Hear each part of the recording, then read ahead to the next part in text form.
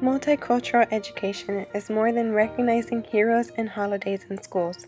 It is more than believing in freedom, justice, equality, and human dignity. It is about helping students develop accurate self-concepts and accurate conceptions of others. However, education should move beyond tolerance if it is to become more than a superficial band-aid. Sonia Nieto. In 1943, born and raised in Brooklyn, New York, Sonia Nieto was educated in the New York City public schools. She attended St. John's University, Brooklyn campus, where she received a bachelor's degree in elementary education in 1965. Upon graduation, she attended New York University's graduate program in Madrid, Spain, and received her master's in Spanish and Hispanic literature in 1966. A junior high school teacher of English, Spanish, and ESL in Ocean Hill, Brownsville, Brooklyn in 1968, she took a job at PS 25 in the Bronx, the first fully bilingual school in the Northeast. Her first position in higher education was as an instructor in the Department of Puerto Rican Studies in Brooklyn College, where she taught in a bilingual education teacher preparation program, co-sponsored with the School of Education. Moving to Massachusetts with her family in 1975, she completed her doctoral studies in 1979, with specializations in curriculum studies, bilingual education, and multicultural education.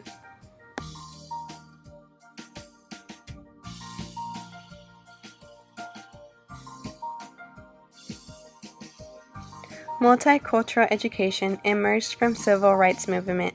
It was really about and centered on African American students. It was about race and culture. African Americans in the civil rights movement focused on a group that was so oppressed through education that it became the focus.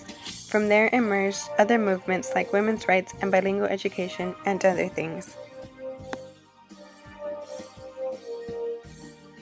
According to Sonia Nieto, this philosophy is a unitary concept. It can be thought of as a range of options across a wide spectrum. The primary goal of multicultural education is to promote the education and achievement of all students, particularly those who are traditionally dismissed and undeserved in our education system. Sonia Nieto also defines multicultural education as anti-racist basic education for all students that permeates all areas of schooling, characterized by a commitment to social justice and critical approaches to learning. Furthermore, multicultural education challenges and rejects racism and other forms of discrimination in schools and society. It accepts and affirms differences in race, ethnicity, religion, language, economics, sexual orientation, gender, and other differences that students, communities, and teachers encompass. It should permeate the curriculum and instructional strategies used in schools, as well as interactions among teachers, students, and families in schools and outside of it.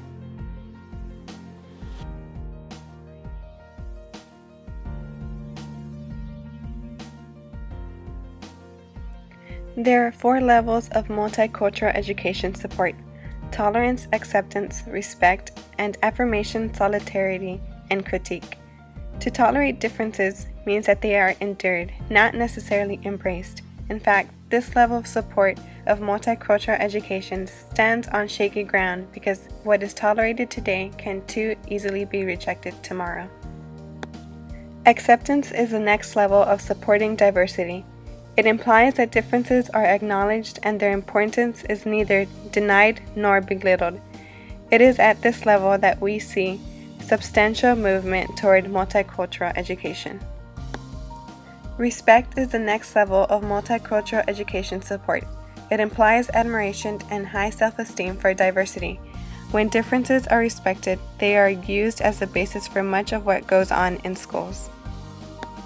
Affirmation, solidarity, and critique is based on the premise that the most powerful learning results when students work and struggle with one another, even if it is sometimes difficult and challenging.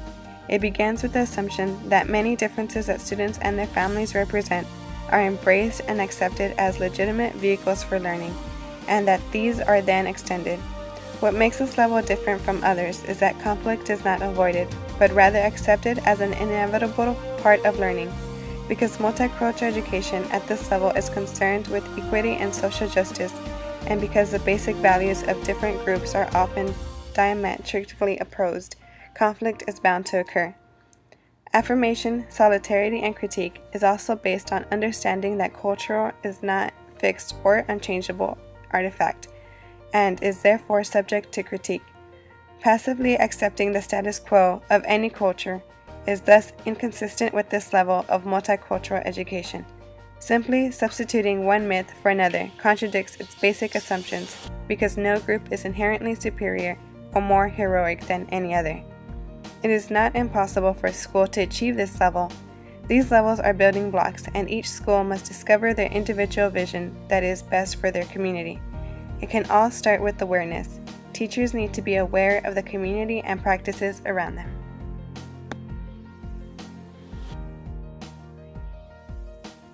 Some advantages of multicultural education include: it helps eradicate prejudice and racism, it brings different races together in harmony, builds interaction between diverse cultures, it creates tolerance between two groups, it also pulls apart cultural barriers.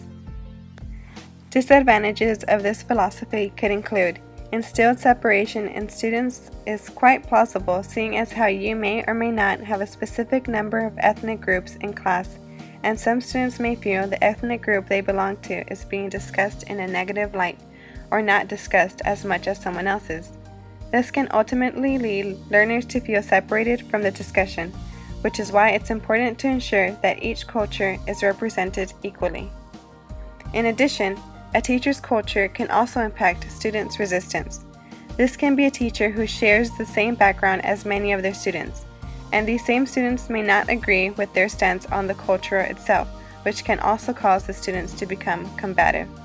Furthermore, we think about a black or white teacher in a class where the majority of the students are Hispanic and perhaps Asian. Those same students may feel that the teacher has no idea what they are talking about based on their own skin color.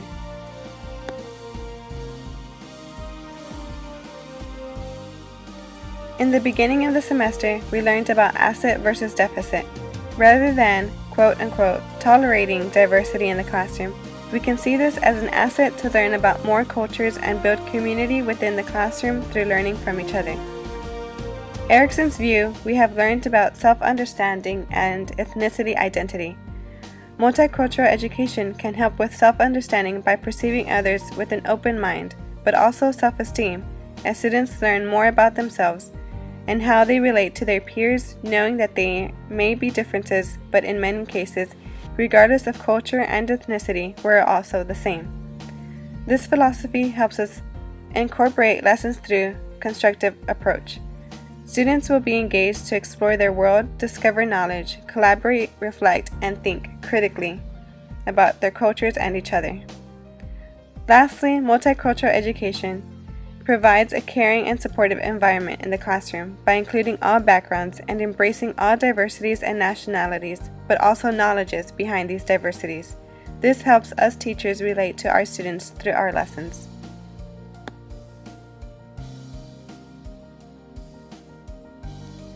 One way that multicultural education can be incorporated into the classroom would be to have younger students read fairy tales and stories that examine different ethnic groups and their customs, and sharing the similarities and differences of the characters in the book, and then relating it back to ourselves and how we are similar and different as well.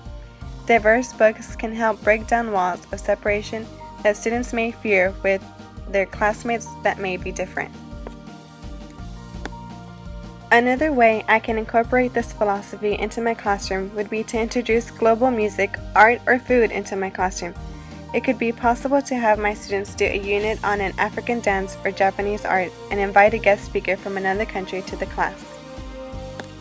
Sonia Nieto quotes, "I look forward to the day when we no longer have to say the word multicultural and we can just say education and it will include everybody." I look forward to asking myself, what kind of school do I want to be teaching in? Then I can use the 4 levels as guidelines to move my school forward. It is our responsibility to initiate change.